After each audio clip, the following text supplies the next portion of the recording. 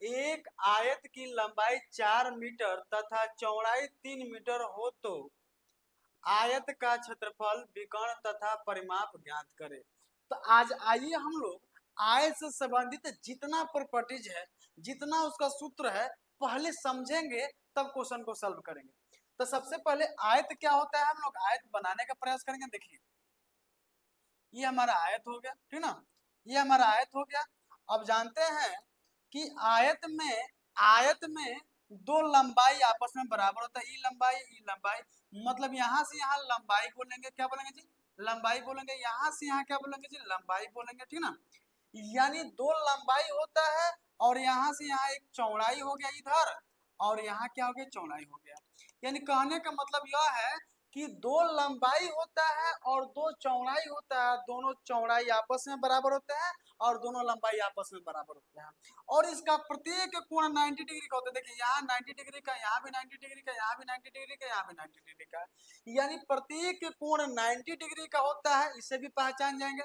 आमने सामने की भुजा बराबर होता है, इसे भी पहचान जाएंगे, ठीक है। इसके सामने वाला ये भुजा बराबर, इसके सामने वाला ये भुजा बराबर। लेकिन एक बात समझिएगा, ई कोना से इस कोना को मिला देंगे, ई कोना को मिला देंगे तो इसका नाम विकर्ण होता है। इसका नाम क्या होता है जी, विकर्ण होता है। तो क्या एक और विकर्ण बनेगा, यानी यहाँ से इस कोना को मिला देंगे तो विकर्ण हो जाएगा, और ये दोनों विकर्ण आपस में बराबर होगा। यानी कह सकते हैं ये इसको ए बी सी डी, यानी ए सी विकर्ण और बी डी विकर्ण आपस में क्या होंगे, बराबर होंगे। तो पहला नियम मतलब आमने सामने की, आमने सामने की भुजा बराबर, आमने सामने की भुजा बराबर, ठीक ना। दूसरी बात प्रत्येक कोण 90 डिग्री, प्रत्येक कोण 90 डिग्री, कोण 90 डिग्री, ठीक ना। तीसरा बात भुजा आपस में बराबर, मैंने दो विकर्ण बराबर, दो विकर्ण बराबर, ठीक ना। और समझिएगा इतना मतलब इसका प्रॉपर्टीज है। अब इसमें सूत्र बनता है, सूत्र क्या बनता है तो समझने का प्रयास कीजिएगा। पहला सूत्र बनेगा आयत का, क्या बनेगा जी, क्षेत्रफल बनेगा। और आयत का क्षेत्रफल क्या होता है, आयत का क्षेत्रफल क्या होता है समझने का प्रयास कीजिएगा। मतलब ये इसके चार, मतलब इसके अंदर वाले एरिया को ही हम लोग कहते हैं आयत का क्षेत्रफल। आयत का क्षेत्रफल क्या होता है, लंबाई गुणे क्या होता है जी, चौड़ाई होता है। तो लंबाई गुणे क्या लिखेंगे जी, चौड़ाई लिखेंगे, ठीक ना, लंबाई गुणे चौड़ाई लिखेंगे। दूसरा बात होता है आयत का परिमाप, आयत का परिमाप क्या होता है जी,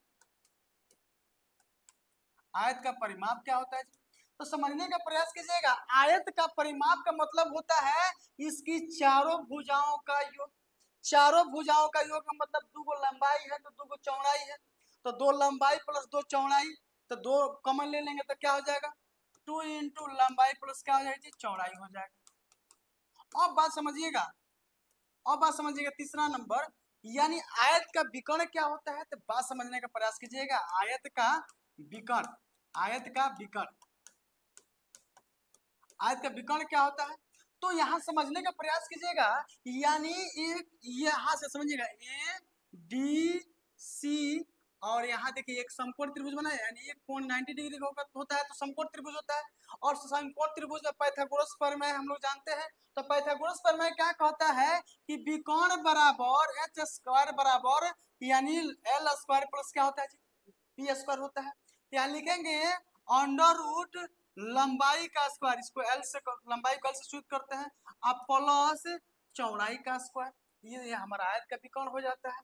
तो यानी इसमें हम लोग निकालना क्या है, तो इसका आयत का क्षेत्रफल निकालना है, विकर्ण निकालना है और परिमाप निकालना है।